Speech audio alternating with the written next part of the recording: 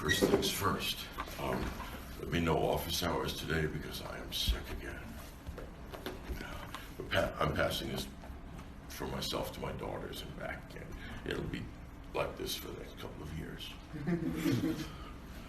That being said, Paul, next class we're doing Marcus Aurelius. I would like you to present on that. We'll start doing oral presentations, which will help save my voice and perhaps my life.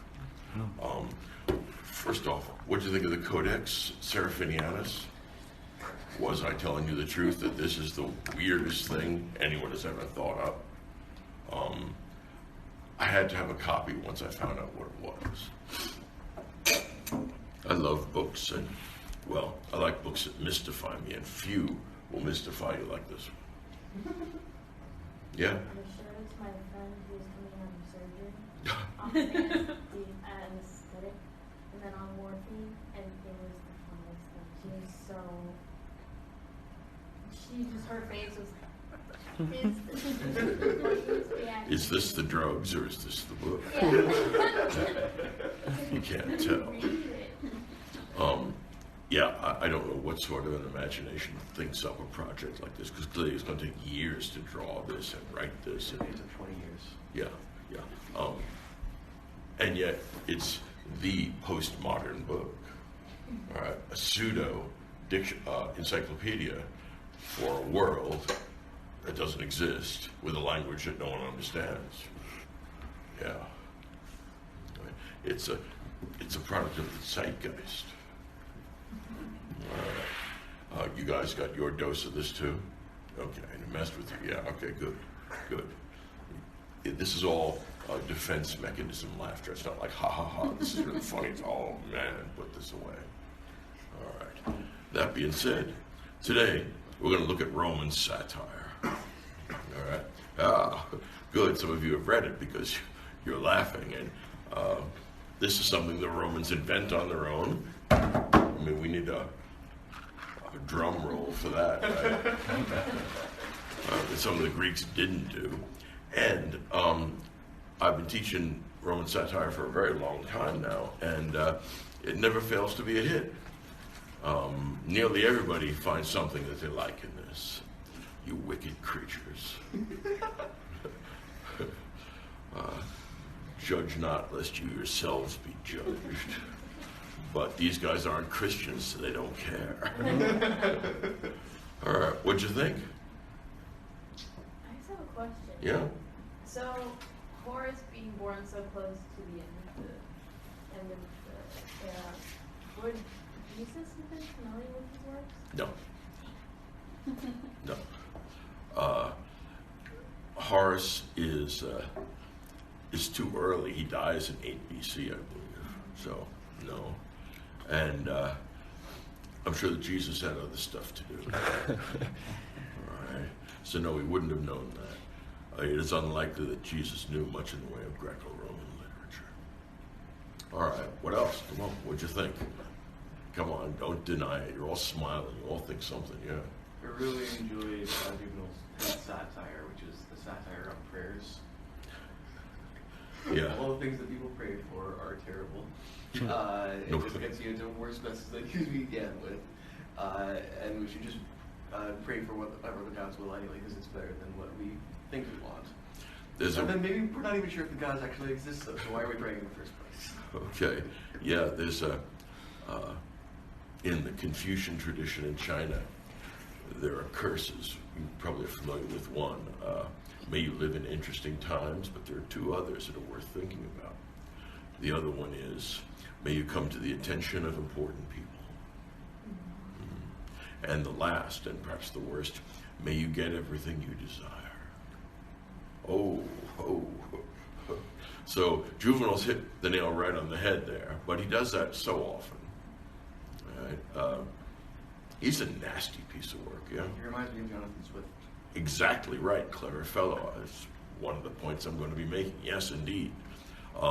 Both are full of bile and rage and want to flog everybody and everything around them. Humanity itself. You all deserve it. Wicked creatures. Now, I can see how Juvenal might get away with it, but Swift was a Christian clergyman. As Swift writes in one of his letters, I write for their improvement, not for their approbation.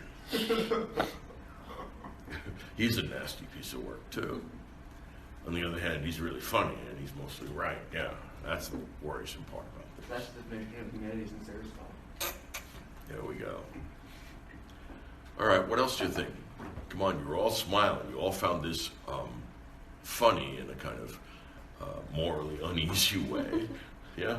I thought Satire 6 was really funny. What? I thought Satire 6 was really funny. Oh, the one against women. His rage and misogyny. He says you're going to get married. There are lots of easier ways to kill yourself. Right? There's the noose. There's tall buildings. I mean, there's a lot of stuff, ways you kill yourself right off the top. Why drag it out by getting married? Oh, man. I think it's in there, I mean, that he says that women are going to, they're so like lustful that they're going to get, if they can't get this man, they'll go for this man. If they can't get this man, they'll go for this man. If they can't get that, they'll resort to a donkey. And he really came at them there. I remember that line. And of course, that's a really Roman idea. All right, how depraved can we get? All right, and the Romans are a good example of what people are like without Christianity. On the other hand, our horrifyingly sinful natures are what people like with Christianity, which turns out not to be all that much better. Okay. So yeah, animal sex as being the nth degree of lust. We're going to see plenty of that.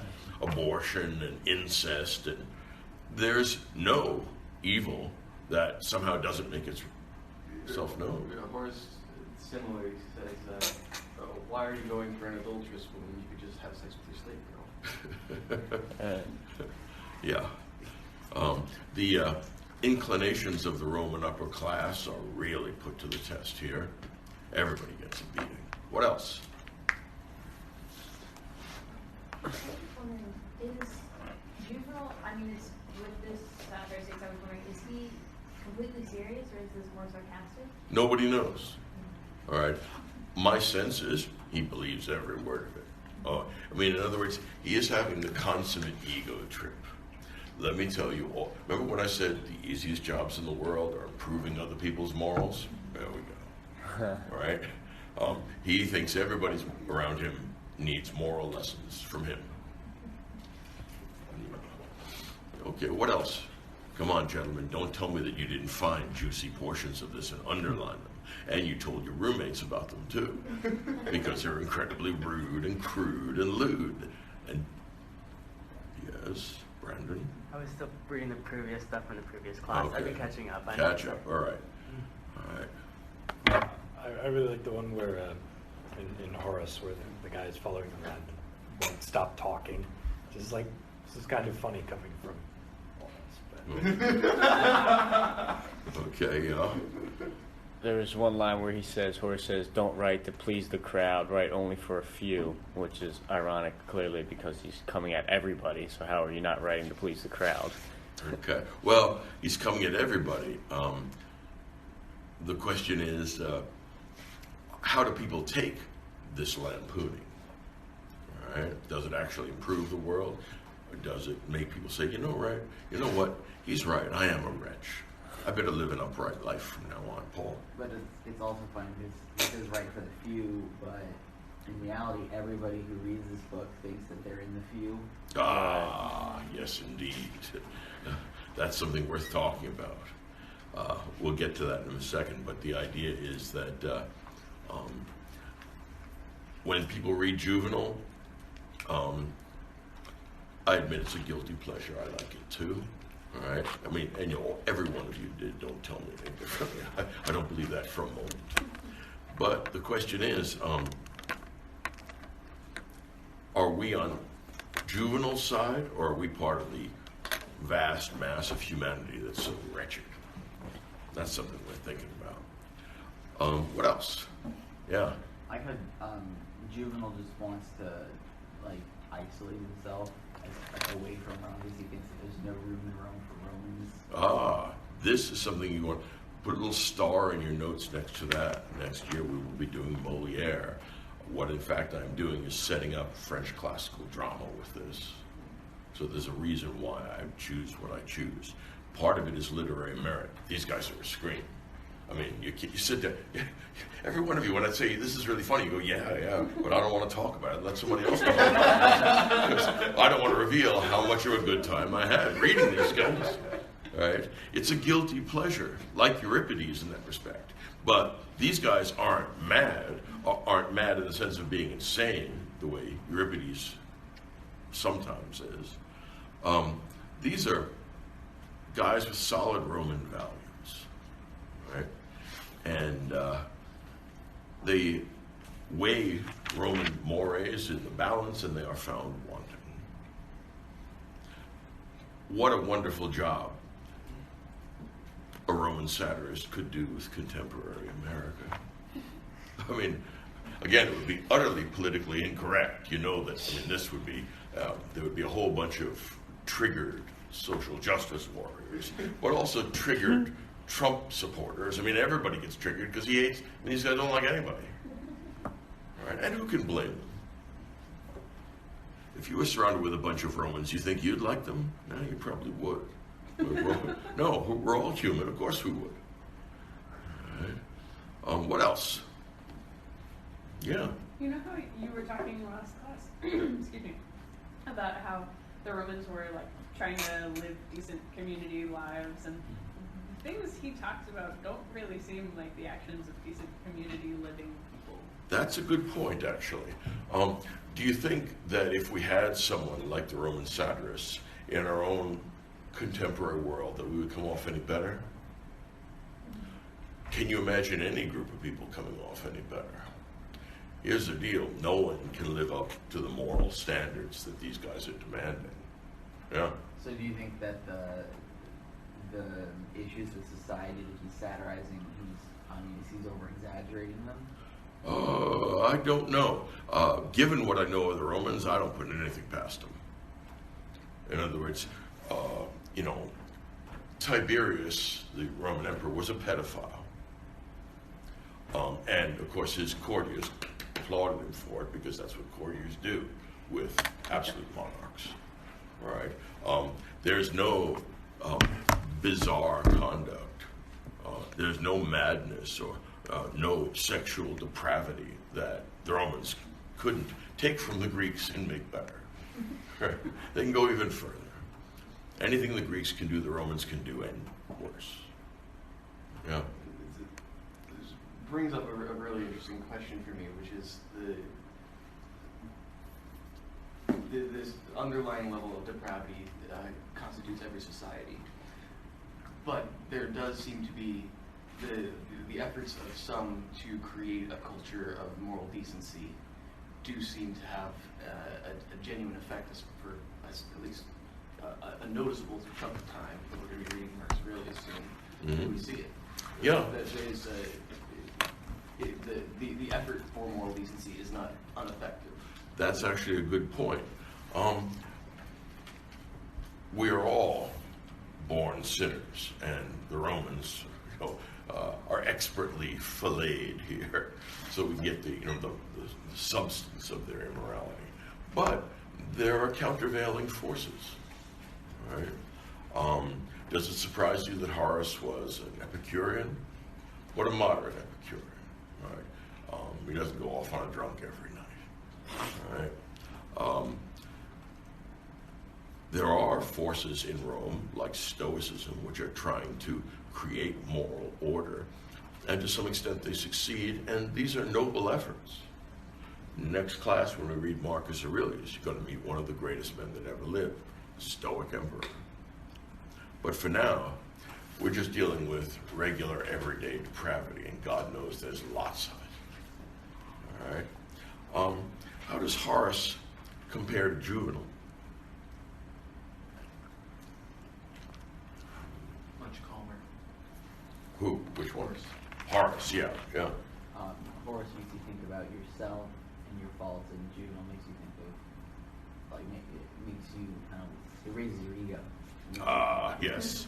That's the hidden flaw behind Juvenal. He's enjoying himself far too much to be an honest moralist. He really likes flogging people, and if they was good, he'd flog them anyway. Yeah. Horace is, it seems like he was hypocritical too, because in his last book, or like book 7, it says Horace's sexual follies, and he goes on about his stuff, so he's telling you not to do it, and then one of the last books is how he does what he tells you not to do. Okay, that's a good point. And there's nothing analogous to that in Juvenal. This is actually a big deal. Horace's satires are inclusive. We're all in the same boat. There's not one of us, to borrow a Christian idea, that has failed to fall short of the glory of God. All right? We're all wicked. What that means is that people take Horace's satire to heart. Horace doesn't put himself on a pedestal saying, I'm so much better than you people. You're lucky I came down from Mount Sinai so I could tell you all how bad you are. Well, Horace is a good-natured individual. People are stupid. People are wicked. They're weak. They give in to temptation. What do you expect? And before you go off on caustically putting them down, remember that you are one of them. All right? So Horace is describing human transgression from the perspective of a transgressor. Yeah, Horace has a weird homosexual sex life as well. It was actually fairly common in the Greco-Roman world, at least among elites. Strangely enough, both in the ancient Greco-Roman world and in the modern world, say 19th century England or even 20th and 21st century America, homosexuality is largely, at least male homosexuality, is largely a question of elites, of aristocrats. Right? Lower class blue collar guys rarely indulge in this. In fact, they make fag jokes all the time, and of course there's no shortage of them in both of these. All right? So why is that? Why? I don't know why. I think part of it is single-sex institutions, strangely enough. In other words, put 1,000 boys together between the ages of, let's say, 7 and 18, what the Spartans did. If they are not given any access to women, sooner or later they are going to engage in homosexual conduct. I mean, sexuality is going to find some way of expressing itself. And I think that's true of 19th century England, too. The public schools are, in fact, private secondary schools, and Oxford and Cambridge are accessible only to men. And, yeah, there's a homosexual subculture there. All right? One of the glaring ironies of the contemporary world is that within the church, it appears there's a homosexual subculture. You know, no, I mean, it's impossible that not exist given the extent of the pedophilia scandal.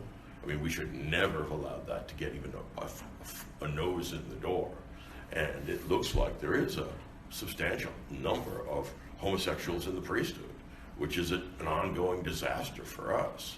But the sooner we address it, and the sooner we do a credible and transparent cleaning of the house, the better off we and everybody else will be.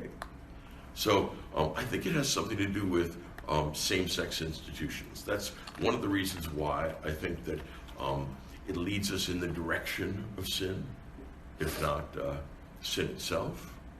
Mm-hmm. Something worth thinking about. That's why I like coeducational institutions. Yeah. I think they're actually better for people in the long run. But let's bracket that for now. Horace is the son of a freedman. He is not an aristocrat. He is not wealthy. And if you are socially subordinate, the smart thing to do, pull your punches. all right? Because if you attack particularly individually gross immorality, you are likely to make enemies in high places, and you will come to the attention of important people. All right? So Horace is smart, but also Horace is more humane. Right? He says, look, I'm not trying to suggest that I'm better than all the rest of you people. I'm a wicked sinner as well. All right? Because Horace is inclusive, that makes his readers think, well, you know, he's talking about me too. Right? I'm part of this mass of wicked humanity. And he is right that we are driven by passions that are indecent. And, you know, they talk, I mean, the things they talk about, not just abortion, but incest, right? And various kinds of adultery and homosexuality and avarice. In other words, you could probably do a pretty good job going through the 7 deadly sins, finding them here, and look, they're all there, and they make repeated appearances. All right? There's nothing new under the sun. And human depravity is made conspicuous here. And here's the idea behind satire, which justifies it. It's not just an enjoyable read. What it is intended to do, and this is the later Christian justification for comedy as a whole, and for perhaps theater as a whole, but comedy in particular, comedy holds vice up to ridicule. And it's worth thinking about the fact that many people are resistant to moral advice. In other words, if you tell them, you should really stop doing that because it's wrong and it's awful, and it's, you know, it's a really twisted transgression. But although many people are capable of ignoring moral advice, almost nobody can stand to be laughed at. Pride is such that we would rather be evil than the object of other people's scorn. So what the satirist does, what the comedian in general can do in a Christian context, is hold vice up to ridicule, saying, this is stupid, this is wretched, this is depraved. Right? And this is something we should eliminate from our lives and from our society. Right? So the point then here is that it is at least possible to justify comedy on the basis of morality. In other words, it's an aid to morals. Right. If you know, in the mid-20th century, the old code of conduct that they had in Hollywood, you know, when they couldn't show 2 people in the same bed, or, you know, it was very restrictive. One of the requirements was that for the plot, bad guys always have to turn out badly. So in other words, Jimmy Cagney, if he's a gangster, is going to have to die at the end. All right? So the point is that the old code for movies was a moral code. They said, look, what you can't do is have a bad person end up winning at the end. All right? It was meant to convey a moral message. Once the code was eliminated, we had the rise of the anti-hero. All right? And there aren't any heroes, as far as I can tell, in Roman satire. All right? There's just bad and worse. So Horace is a thoughtful writer, but he knows how to ease up on the criticism, pointing out that it's not just Mr. X or Mr. Y that's depraved. The whole species is depraved, including me. All right? Now, that including me is important because that means the satire is inclusive, we're all in the same boat, and people will take his lessons to heart because they're given no refuge. There's no alternative. Everybody's wicked. All right? That's why Horatian satire is one of the traditions of satire established by the Romans, but this is good-natured. all right? And it is not excessively puritanical.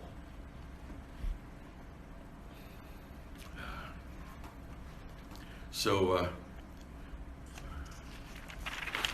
Horace is the source of our famous Roman line, carpe diem, which is what you would expect from an Epicurean. You know, get your pleasure now, because tomorrow is uncertain. And I particularly like, my favorite is the 10th satire in the first book. And he talks about scouring the city with caustic wit. But he also justifies the kind of satire he writes is, humor is often stronger and more effective than sharpness in cutting knotty issues. And actually, that's true, but it shows a certain maturity of mind and a soundness of judgment I find attractive. Again, he always includes himself in his satires.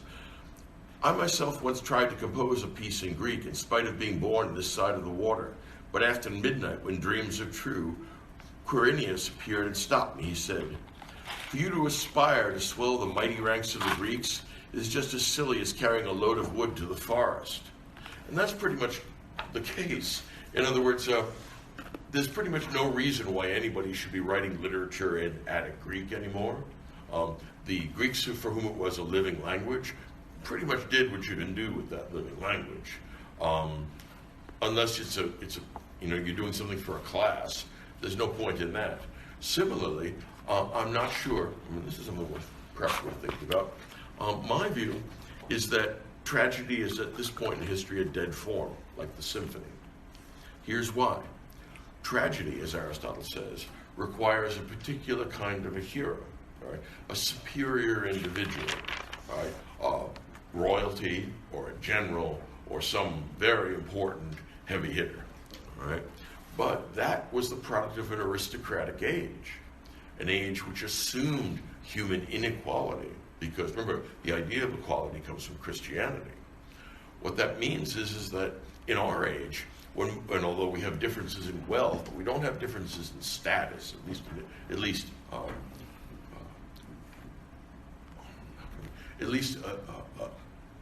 conventionally, right? Everybody's equal before the law, right? So what that means is we don't have the right size people for tragedy. In other words, it's hard for us to see a superior man or a superior woman causing some great tragedy. People will be elevated to a superior status, like running the U.S. Army or the U.S. presidency, but they're plebs who have been raised up. You know. What about something like Citizen Kane or The Godfather? The Godfather, I don't know if it's tragic. I see that as epic. Okay, but remember that Aristotle says that you use the same kind of hero for both tragedy and epic. Yeah, maybe so. But look what we've done in the case of The Godfather. We raised a poor immigrant boy, all right, who was smacked around by fate to the status of a better than politician. Mm-hmm. Because the politicians, at least, are hypocritical, whereas he just says, look, I'm a crook, I'm the head of the mafia, but I did so I could take care of my family, and I make no apologies for it. Same thing with Citizen Kane. Yeah, that's exactly right. And even that it's not the same as a Homeric hero. They're wealthy and they have big houses, but it's not. They're still plebs. They're not. In other words, the idea of distinguishing between patricians and plebeians by some intrinsic quality that they have, nobility, we don't have that idea anymore. So I think that what this amounts to is, I think all the great tragedies that have ever been written have already been written. You know, I think it's a dead form. Similarly, I think that the symphony is a dead form. All right? Once Beethoven's writes the Ninth, there's no reason why anyone should bother with that anymore. Right? Everyone should be quiet thereafter. Have you ever sat in and heard a performance of the Ninth? At the end, people don't know if they're supposed to clap or not. In other words, clapping in some way seems profane. Everyone should shuffle out without making a sound and just let that ring through the orchestra. Right? I mean, if you know the Ninth, you know what I'm talking about. Fourth movement sounds like God Almighty. I mean, applause to that is just, it's worse than irrelevant. All right? So I think all the great symphonies have already been written. I think all the great tragedies have already been written. But for those of you who are interested in literary issues, I think there are still great comedies yet to be written. Why? Because we're as stupid as these people. And we're as wicked as these people, too. We find new ways of being wicked and stupid. I mean, who would have ever thought that the President of the United States would have a flame war with a porn star? Tell me this is not true. Yeah, I heard, this is funny. I mean, how have we gotten to the point where 20 million people are following on Twitter an orange president who has, I mean, to call it a weakness for women is far too Horatian for my purposes. I mean, he needs to get a good Juvenal beating. For God's sake, why is it that no one on his staff takes that phone from him? I mean, I can't believe they allow him to still have that. He's up at 3 o'clock in the morning because he's pissed off about something, and he tweets out something he doesn't think about, doesn't know anything about. We are in an advanced state of decay as a culture, yeah. So, I mean, it's hilarious because can you be able to make the argument that we haven't really changed in terms of the stuff that's happening? Because you're talking about, like, with the depravity of the emperors and, like, with Trump and everything. Would you just say that we're just the same as we've always been? Well, We haven't really gotten yeah, my inclination is to think that, I mean, Nothing new under the sun. there's nothing new under the sun, but also Augustine was right about us. We're just awful, right? Especially me. And I have my doubts about you. Right? You know, well-founded doubts, no doubt. But yeah, I think people are just awful. I think that the most dangerous self-deception of the Enlightenment is Rousseau's idea that people are naturally good. That goes straight to Marin County, and we drink white wine, and we talk about how people are naturally good. The problem with that is that if people are naturally good, how the hell did society turn out to be such a mess? Where did that evil come from? Because it's not found in any of the individuals making it up. There's no good answer to that. Yeah. Do you think comedy as an art form will ever die? No. I think it'll be here as long as wickedness and stupidness are here. I expect to see that until Revelation, or until the apocalypse. All right? So I think that there's still new entertaining comedies. I mean, it would be wonderful. You could write an absolutely hilarious comedy about the West Wing of the White House in the last couple of years. I mean, because, you know, it's one catastrophe after another. One public relations atomic bomb twice a week. And so they must be going, and they must be looking at each other like, I can't believe that I have to go and clean this mess up. I mean, imagine being Donald Trump's press secretary. Why, in the name of God, would anyone choose such a job? It boggles my mind. You have to go and explain why this makes sense, or why this is not really a problem. Yeah, it's a hell of a big problem, actually. The money's good. The money's good, yeah. You know, there are easier ways to make fair money. So, yeah, comedy is, I think, the most humane of the dramatic forms. All right? And I think that we are, like the Romans, in a pretty advanced state of decay. Every culture has its ups and downs. I think that we're on the downside and have been since 1945. All right? No, I don't think it's entirely our fault. I think that 1945 was a very anomalous moment in world history because everybody else that had any money had destroyed each other. And we were just sitting there, all right, with tremendous debts owed to us by everybody. And, you know, we hadn't bombed our cities flat. So it's impossible for us to regain 1945. But the Romans at this point, at least with Horace, he's a contemporary of Virgil. He knows Virgil. All the Roman poets associate with one another. They go to literary, the analog of literary salons. They read their poetry or recite their poetry, as the case may be. And Horace is like a concerned parent. All right, parent finds marijuana in a kid's drawer. All right, we have to have a talk. All right, but if you have a talk, all right, telling them this will make you insane or that this is dangerous probably isn't going to have all that much of effect. If you were to say, look, you're trying to live a moral life, it's very hard to do while intoxicated by anything. Right? May be true. If you were to make a joke of it and say, look, this is stupid, I know you're doing it, stop it, don't be an idiot. All right? That may actually be the best way. As Horace says, sometimes humor does what sharpness can't do. All right? And again, drug use is not something to be laughed at unless it's with the intention of creating a moral improvement, in which case maybe it is a good thing to be laughed at. All right? So Horace is an inclusive and good-natured satirist. And a good-natured satirist is like a white crow. All right? There are damn few of those. And on the whole, yeah, Horace can see the redeeming qualities even in our vices. As he says, this is Satire 1:3, before examining your own faults, you smear ointment on your bloodshot eyes. But when it comes to your friend's foibles, your sight is as sharp as an eagle's. That's actually true. And Juvenal hasn't been born yet, but what he's doing is saying, look, this is what's wrong with Juvenalian satire. Unfortunately, your friends in their turn scrutinize your deficiencies. So-and-so's a bit hot-tempered, not quite up to the curling nostrils of modern society. He may cause amusement by his haircut, his sloppy toga. The idea then is that Horace is a humane satirist.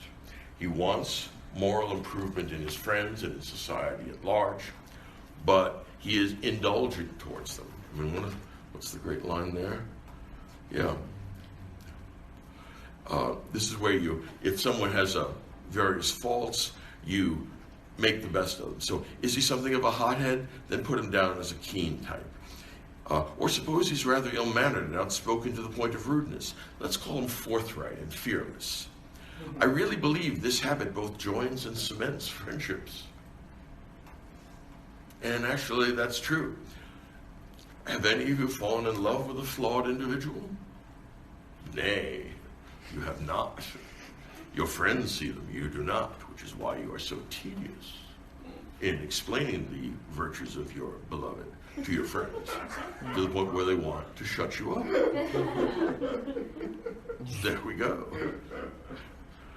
Again, this is really funny stuff, all right?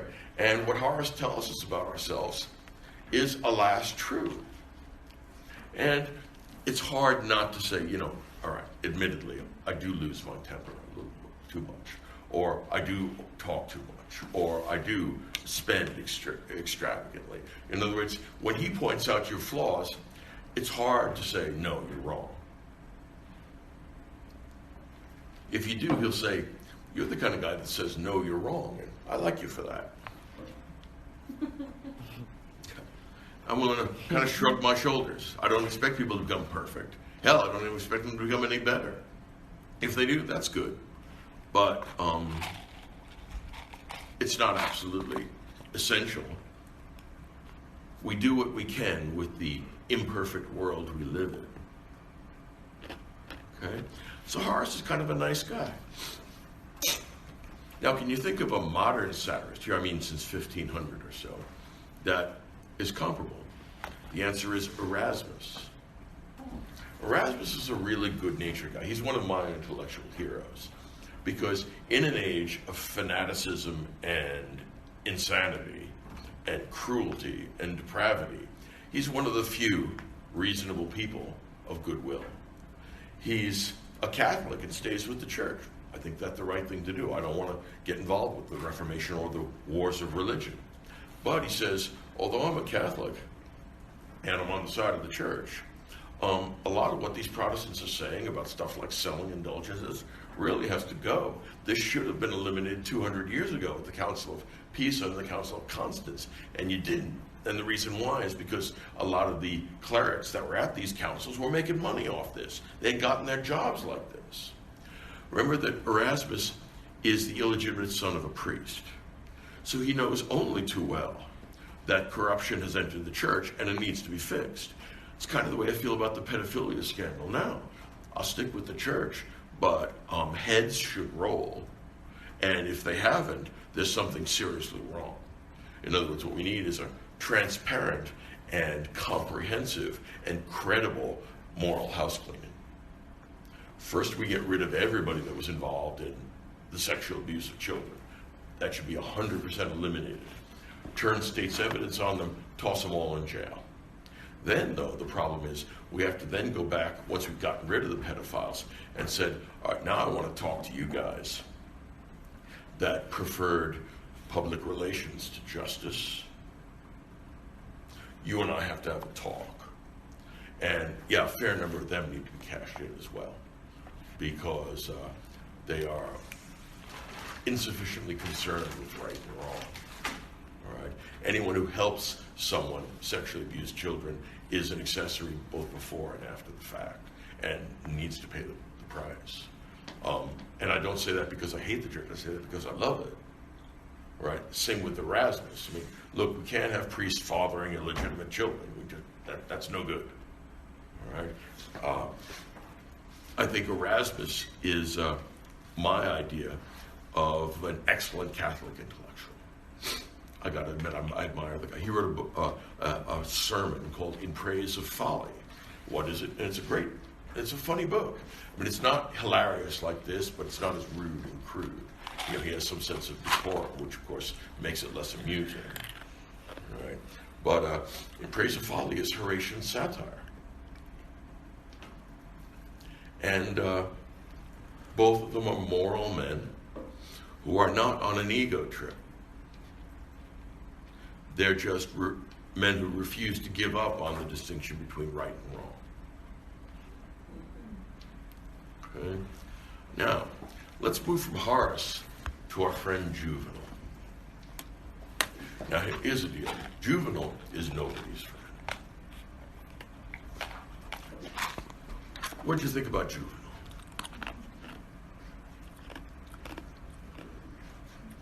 You see, I can tell you that you're thinking something because you start to smile involuntarily. Yeah. Honestly, Juvenal was really funny, but it got a little bit old after a while because it was like you just hate everybody and everything, and it starts to have less of an impact because there's no discretion in life. Clever girl. That is exactly right. Juvenalian satire is much more entertaining to read than Horatian satire, right? And the reason why it's much more entertaining is because nobody thinks that Juvenal's talking about them. In other words, Juvenal is the last relic of old decency. Said, I, and only I, hold on to traditional moral values. I am the last of the good Romans. Now, the idea of elevating yourself to the last of the good Romans, all right, is on the face of it preposterous. But Juvenalian satire requires that he place himself on a pedestal, the better with which to flog everybody. Everybody needs a good beating. All right? And if there's any moral transgression, any vice that he's left out, he says, I'm going to just beat the rest of you on general principle. Everybody needs a good beating, except me, because I'm the last of the good Romans. Now, everyone who places himself in that position, all right, is engaged in an act of self-deception. All right. Augustine's Confessions would be far less moving if he said, you know, everybody's wicked except me. All right. That's the difference. Juvenal, as someone said, the poet can command our respect, but the man cannot command our affection. In other words, there are many people who admire his spiked style. I mean, Juvenal satires are the literary analog of a cactus, right? Touch it at your peril, because wherever you grab it, you're going to get stung. And you deserve it, you wicked creature. In a strange way, in a non-exclusive,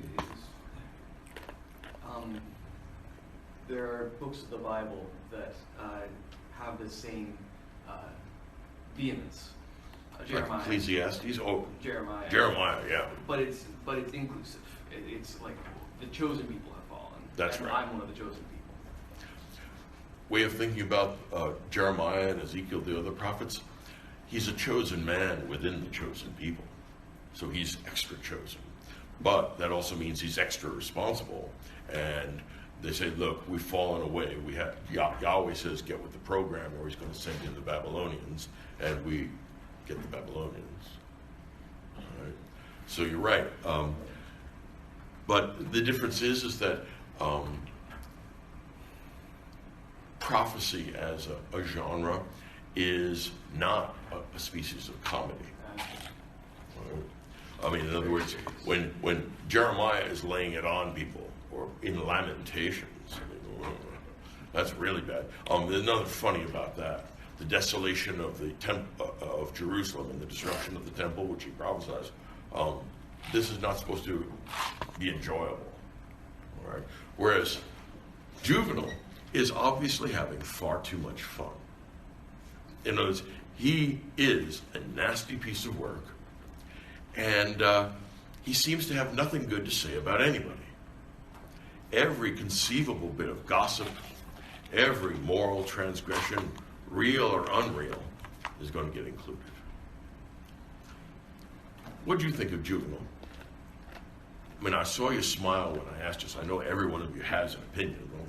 Yeah, Paul. Well, I mean, it's funny because I think that he jumps straight into like really bad stuff. He doesn't work his way up. I mean, immediately in book 2, he's talking about people like castrating themselves and then marrying, and then homosexuality, transvestites, and all that. But Sounds like America. Yeah. I like Satire 3 though, because it's where he gets into what people have to do in order to work their way up in politics. Oh yeah, social climbing in Rome. Oh God. And that's the one that I think hit. I don't know, that hit really close to home. It's just a topic I'm interested in. You know, you're absolutely right. Juvenal doesn't like anybody. All right. If you can imagine, it's hard to imagine a more loveless poet. All right, and he is not willing to extenuate anybody's transgressions. Unlike Horace says, well, you can look at you can take that in the easy way or the hard way. Juvenal says, no, there's only one morality. It's me. All right? And then he lays it on everybody. And I mean, the stuff that he is criticizing is pretty rude and lewd and crude. I mean, you almost wouldn't believe that people were capable of this. I had no idea women were so bad. I mean, but he's astonishingly misogynistic, which would be particularly noteworthy if he didn't hate men too. Right? He doesn't like anybody. He doesn't like politicians. He doesn't like guys who are in commerce. He doesn't like slaves. He doesn't like freemen. It's impossible to find a category of human being that he does not think is deserving of a good beating. Yeah?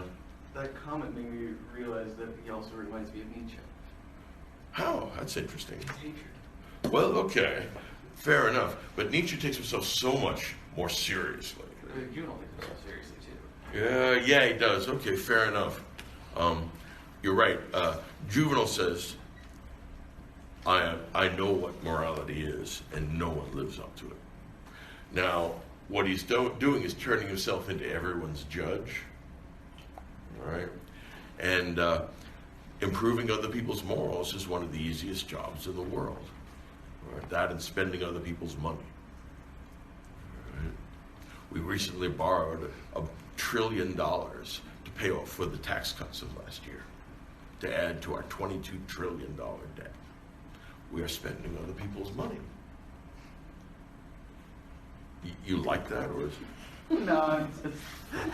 Look, you're going to, I mean, look, I'm going to be gone by the time the bill comes due with interest. You get to pay it, and so do your children. All right? Spending other people's money, another term for that is theft. Right? Being optimistic.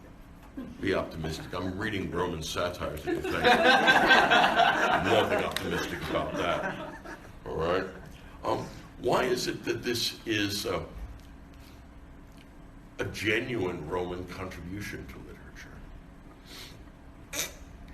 I mean, the Greeks thought up everything else. Why not this?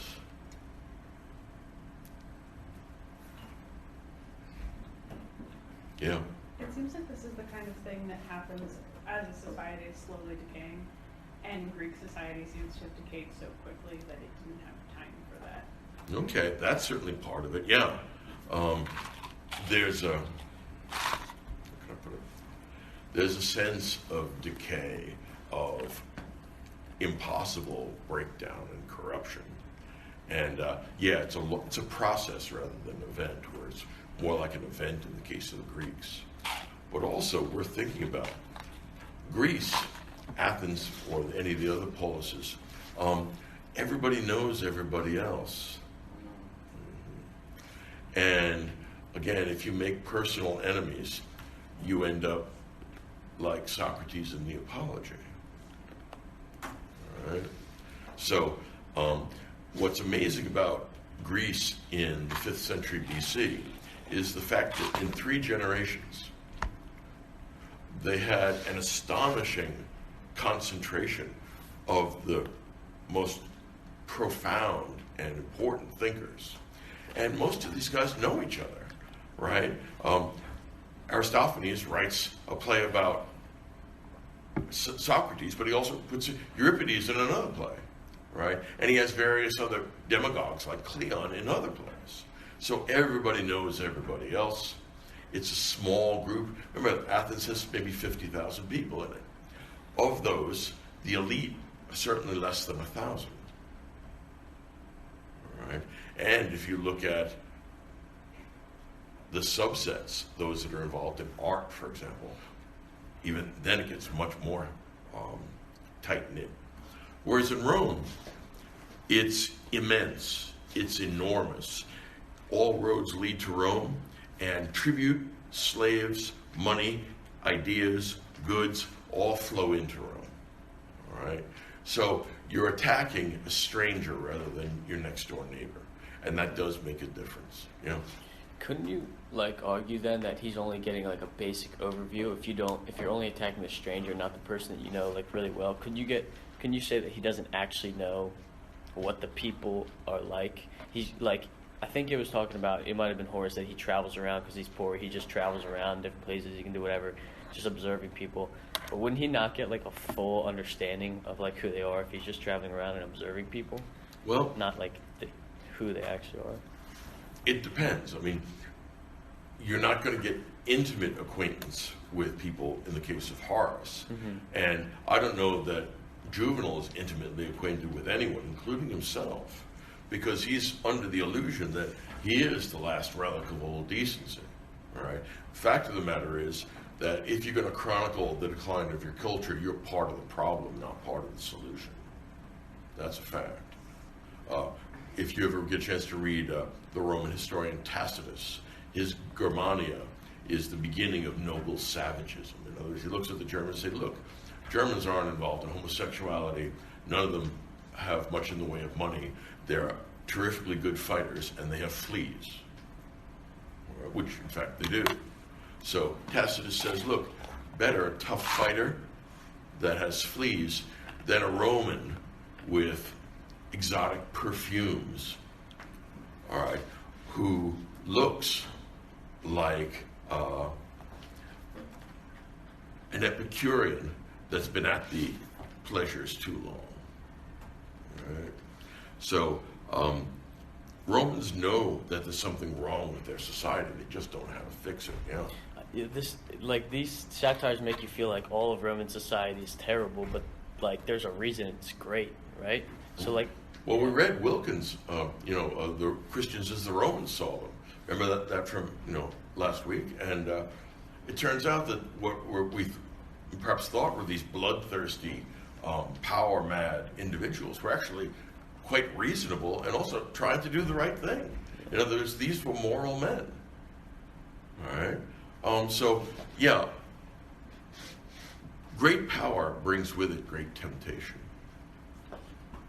And over the long haul, human beings will succumb to temptation. Yeah? I also thought it was interesting to see in Juvenal and Horace, like how far the Roman citizens have strayed from like their ideal citizen, like Aeneas or a more stoic person. Yeah. I mean, even in Juvenal, the person that's criticizing them doesn't very conform to this ideal of a good Roman, even though he calls himself one. That's right. Hypocrisy is everywhere in a declining society. Right? People gesture at the good, but make allowances for all kinds of evils. You could write a very good satire just on the basis of flipping from channel to channel on cable TV. I mean, the stuff that pops up by the Vegematic or transgender activists decide that they're neither male nor female. They're one of the 99 different kinds of non-binary sexuality, which is just imaginary, and we all have to go along with this and pretend that, yeah, that makes sense. All right. Horace and Juvenal give us the underside, the nasty part of Rome. Next class, when we read Marcus Aurelius, we'll actually see something. It's not only respectable, but astonishingly surprising and unlikely. Yeah? We're actually reading We're Lucian. reading Lucian. Sorry, I lost it. All right. Who wants to present Lucian, the skeptic? Come. You're all going to present something, so do that. Skepticism is a likely outcome of an overflow of information. All right? When you constantly get a barrage of more ideas than you can process, it's inevitably tempting to throw up your hands and say, look, I can't figure this. Who knows what the answer is? And of course, skepticism is a dead end.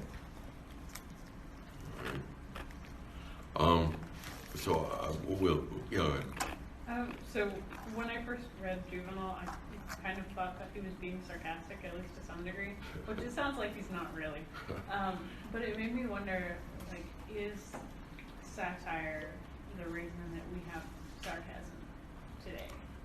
That I don't know. It depends on the on the relationship, I think, between sarcasm and irony. They're not the same thing. Sarcasm is when you say the opposite of something and the person you're talking to immediately grasps that you mean the opposite, like, good idea. All right? On the other hand, irony is when you say the opposite of what you mean and the person goes, yeah. I mean, virtue comes from the gods and you're a really smart guy. Absolutely right, yeah. Of course. So that's the difference. My sense is that sarcasm is always implicit in irony, and that existed much earlier. Yeah? How do you think that Juvenal stacks up with Aristophanes in terms of their conservatism? That's hard to say. Aristophanes is a talented poet, but he's not really all that bright. The sense I come away with Juvenal is that he has a fairly keen intellect, but he takes refuge in traditionalism because he doesn't know what moral reality is. Right? In other words, he'll say, look, you know what? We're not very much like Aeneas. We're not very much like Scipio Africanus. We're not much like the Romans of old. So there, you would agree with Aristophanes there. My sense is that he's probably not as talented a poet, but probably a more intelligent individual. All right? I mean, his nastiness is cultivated. You can't get this caustic without working very hard at it. All right? Both Aristophanes and Juvenal are willing to take the cheap jokes because you just take what comes your way. You know, like the lizard crapping on Socrates, big laughs there. Or, I mean, and good God, I mean, there's just no end to the nastiness of our friend Juvenal. I mean, I don't even know where to begin. Yeah. Do you have a favorite of either? I think number 6, the attack on women and marriage is, I mean, it just goes on and on. In other words, Horace's satires eventually end, whereas this just, he keeps coming up with things that he hates, things he doesn't like. People, he said, oh, I forgot to include him and her, and it, yeah. Why do both Horace and Juvenal have such bad opinions on marriage?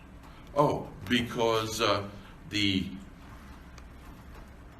old Roman virtues connected with marriage are breaking down. And there was never much stigma associated with adultery for men. There was for women, and the reason why, and actually it's almost exclusively aristocratic women, well-born women. And the reason why is that uncertainty as to paternity of a child in the highest circles can lead to conflicts over property, but among the ruling elite, they can also lead to civil war, right? Who's the legitimate heir? Well, that's an important deal if there's a big inheritance, but it's a much more important deal if it is the empire, right? And that's, of course, why, say, Odysseus can have sex with Calypso or any of the other nymphs that he encounters, but Penelope can't. Part of her virtue is making sure that the line is continuous through your Odysseus. If not, then you would have a civil war on your hands. Right? But here, both the males and the females have abandoned any pretense of moral order. All of them are pursuing their own emotional impulses, and they're doing it in a pretty shameless way. Right? They've gotten to the point where some of them don't even hide it anymore. Remember what he says about some of the Roman aristocrats who like to get dressed in drag and find male prostitutes or slaves to buy and have sex with. This is a relatively recent development. Back in the time of Cato, if an aristocrat got dressed in ladies' clothing, they would think he was Pentheus and they would lock him up. But nowadays, a man in a dress can claim to be a woman, and there are some people who say, yeah, of course he is. He is what he says he is. I mean, because he's no more a woman than he is, a fire truck. But there's nothing anybody can do about that. Right? The general decay of cultural mores to the point where people have even forsaken being hypocritical, right, which is the last refuge of a bad conscience. All right? They've gone past that for Juvenal. All right? And they probably can't be redeemed. That's one of the difficulties in Juvenalian satire. If people are this bad, fixing anything that's this messed up, there's pretty much no chance of doing that. So why do this? And the answer is because Juvenal is having a really good time. He is enjoying himself immensely because he's powerfully misanthropic. Yeah. He even says that other people get their fun like through games and sports games, but his fun is in writing. Yeah, there we go. His fun is writing. Yeah. That's right. So he's enjoying himself. And what that means is he's giving in to his emotional impulses in the way characteristic of poets rather than adulterers. Yeah. What do you mean they've gone past hypocrisy? They've gotten to the point where they're shameless. rather than pretending to be a real Roman in armor and having the Roman virtues that we see in Aeneas, like pietas, they openly scoff at pietas and get dressed up in ladies' clothing. So is Juvenal the last Roman hypocrite then? Well, it could be. I mean, he's certainly one of the most conspicuous. I wouldn't go so last because we still got another couple 100 years of Rome. But hypocrisy is a bad thing, but even worse than hypocrisy is the absence of hypocrisy. Right? Bruce Jenner is now a woman. How do we know this? He says so. Okay. Prior to this, someone who is a transvestite would be described as having a mental illness. Recently, that has become sanity. And of course, what that means is that the idea of mental illness itself is the contemporary domain of moral judgment dressed in a white lab coat.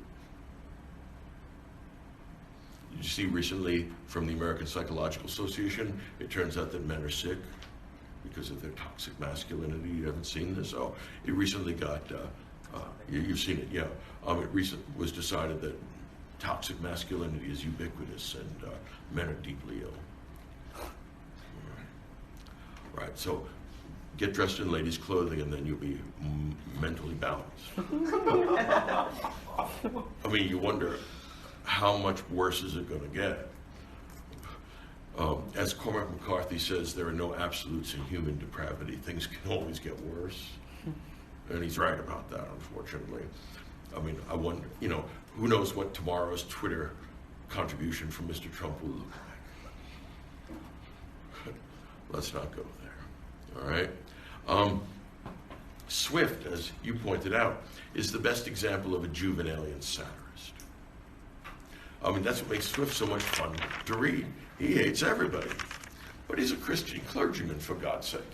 But no mercy to anybody, all right? Strange, I once assigned Smith's satire Modest Proposal. Did any of you know that? Where he says, look, you've been so harsh with the Irish, why not just break down and eat them, right? You can skin their infants, turn them into really nice gloves, be about the right size. And, well, why not? I mean, look, what you're doing now is not significantly different from that. So why not break down and do it? Hold it for a second. He also wrote a wonderful piece called An Essay Against the Abolition of Christianity. And the reason why he is opposed to the abolition of Christianity is because it may cause the stock of the East India Company to decline by 1%. All right.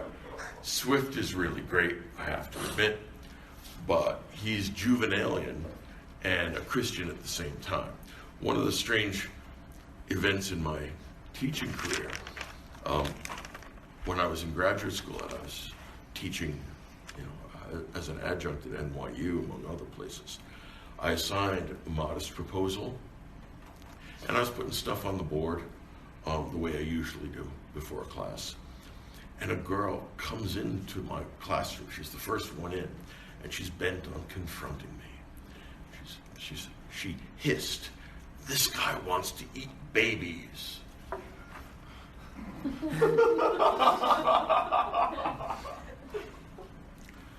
There are some mistakes that are so gross that you can't even begin to explain. It's like telling your dinner guests that it's customary to eat the lobster only after it's out of the shell. Yeah. It's actually not an uncommon mistake. I have had other professors who told me the same thing. Americans are impervious to irony. That's one of the things that pisses off Europeans. Because when they're dissing us, we often can't tell.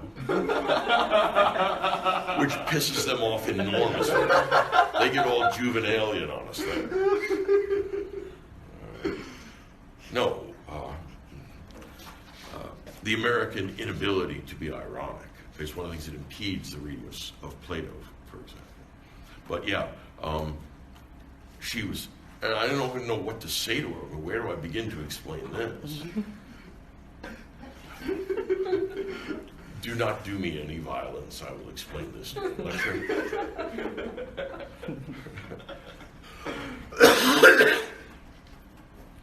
So, what we have here are two of the finest products of Roman poetry. This is something the Romans are good at. And we can understand why. They were wildly wicked because they had the opportunity to be wildly wicked. Poor, powerless people rarely are as wicked, or as interestingly wicked as these guys are, right? You need the opportunity to let your libido go, all right, which the Romans have in spades. This actually, I mean, and this is pointing to next year, but let me close with this idea. Next year, we're going to read some of the great comedies in the Western tradition. I think the greatest comedy in the Western tradition is Measure for Measure, but I'm the only one who thinks so. All right. That's because everyone else is wrong. Oh no, I mean, I worked on that for about 25 years. I actually cracked it, and I think I put it away. But the second greatest comedy is Molière's The Misanthrope. Molière's The Misanthrope. He doesn't like anybody.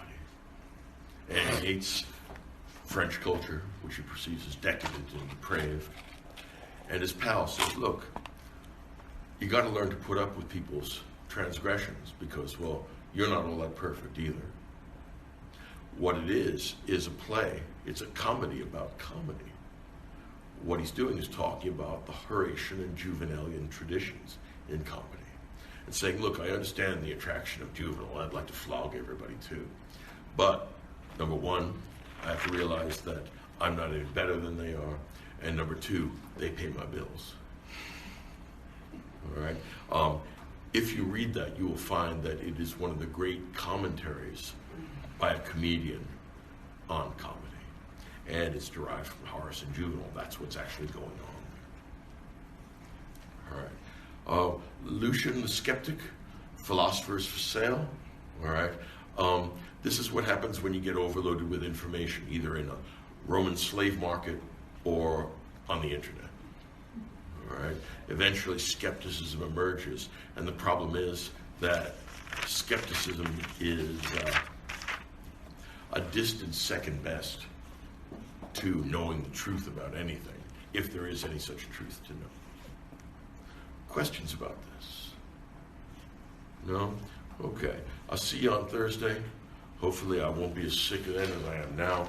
There'll be no office hours today because you don't want to be in the same room with me. You will get this, and then everyone in the dorm room will have it, and I will have been Typhoid Mary of AMU. All right. I will see you all on Thursday. Thursday is Lucian. Oh, thank you.